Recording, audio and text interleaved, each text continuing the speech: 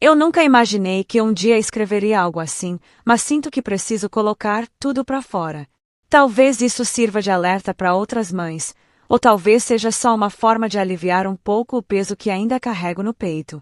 Meu nome é Carolina Moura, tenho 33 anos, moro em Recife, Pernambuco, e há pouco mais de um ano vivi uma das experiências mais traumáticas e absurdas que uma mãe pode passar.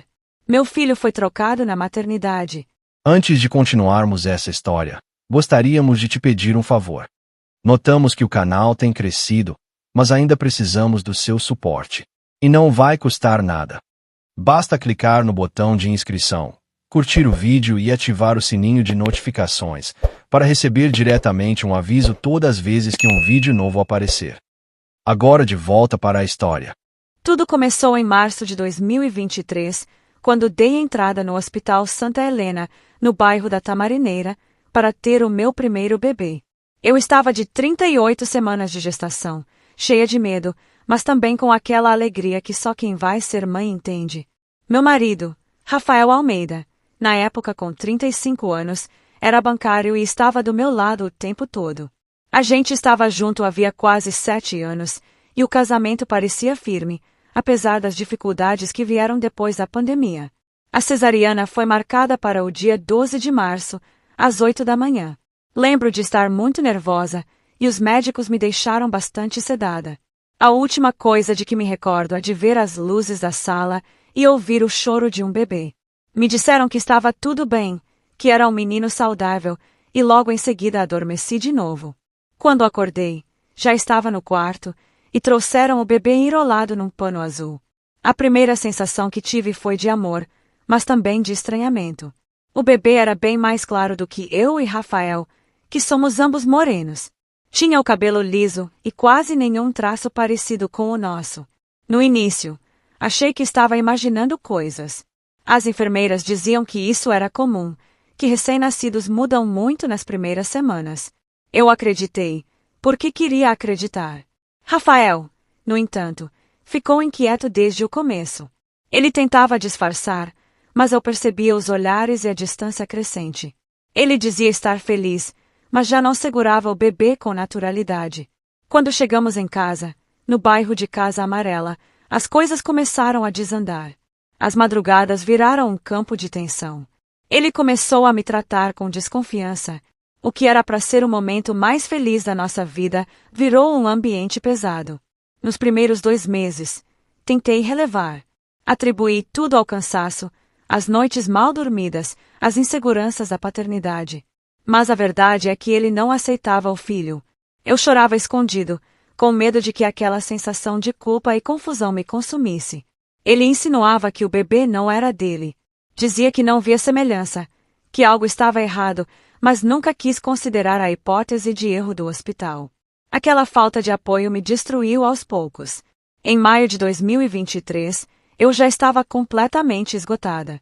Passava os dias tentando cuidar de um bebê que chorava o tempo todo, enquanto o homem que eu amava me tratava como se eu fosse culpada por algo que eu mesma não entendia.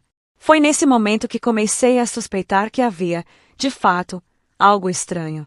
Uma noite, enquanto organizava os documentos do parto, percebi que a pulseirinha que o bebê usava na maternidade tinha o nome recém-nascido de Carolina Moura, mas o número do prontuário estava com uma letra trocada em relação ao que constava nos meus papéis. Eu achei que era coincidência, mas aquilo ficou martelando na minha cabeça. Na semana seguinte, voltei ao hospital para perguntar sobre a numeração. Fui atendida por uma enfermeira que parecia nervosa e disse que poderia ter havido um erro na digitação. Pedi para verificar o livro de nascimentos daquele dia, e ela me respondeu que só o setor administrativo poderia autorizar. Naquele momento, percebi que não era paranoia. Tinha algo errado. Contei a Rafael que ia pedir um exame de DNA, mas ele reagiu com frieza. Disse que se eu queria fazer, que fizesse, mas que não esperasse apoio dele. Fiquei arrasada. Pedi ajuda da minha mãe, Dona Ivonete, que me acompanhou no laboratório no dia 5 de junho. O resultado demorou quase 2 semanas para sair. No dia 19 de junho de 2023, recebi o e-mail do laboratório. O bebê não era biologicamente meu.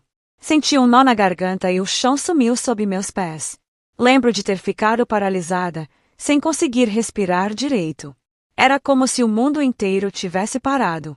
Fiquei olhando para o papel por horas, tentando entender como aquilo era possível. No mesmo dia, fui ao hospital com o documento. Fui ignorada por horas na recepção até conseguirem me encaminhar a uma coordenadora. Ela disse que era impossível, que o sistema era seguro, que as pulseiras eram conferidas várias vezes. Eu percebi o desconforto no olhar dela. Saí de lá decidida a registrar a ocorrência.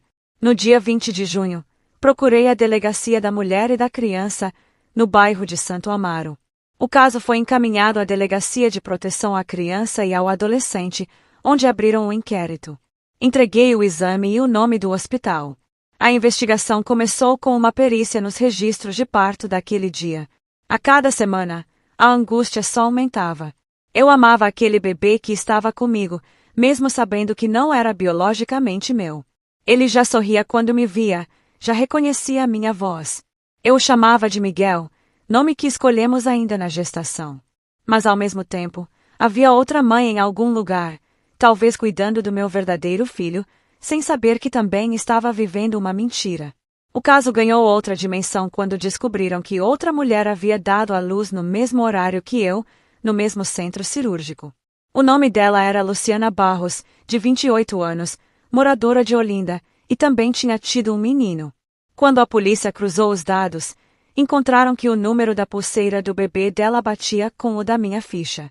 O delegado entrou em contato com ela no início de julho de 2023. Foi um processo delicado, porque ela também estava em choque. Fizeram um exame de DNA com o bebê dela, e o resultado confirmou o que eu já temia: o filho que ela estava criando era o meu, e o bebê que estava comigo era o dela. Foram dias de confusão emocional, misturados com alívio e dor.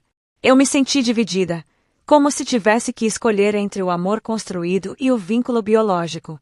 Não era culpa do bebê que eu criei, nem do outro. Eram vítimas, como eu. O reencontro aconteceu no dia 28 de julho de 2023, na sede da Delegacia de Proteção à Criança. Foi a coisa mais intensa da minha vida. Quando vi o meu verdadeiro filho pela primeira vez, meu coração acelerou.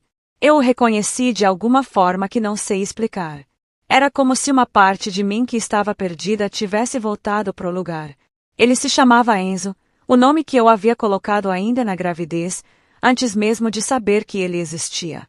Os dois bebês foram examinados e trocados de volta aos cuidados das mães biológicas, com acompanhamento do Conselho Tutelar e da Secretaria de Saúde. A história foi noticiada brevemente na imprensa local, mas eu pedi para manter meu nome em sigilo na época. Rafael, ao saber do resultado, tentou se reaproximar. Mandou mensagens, disse que queria recomeçar. Mas eu já não conseguia olhar para ele da mesma forma. Enquanto eu lutava para descobrir a verdade, ele preferiu acreditar que eu o havia traído. Passou meses me humilhando, me tratando como mentirosa, enquanto o verdadeiro erro estava na instituição que deveria ter nos protegido. Em agosto de 2023, decidi pedir a separação definitiva.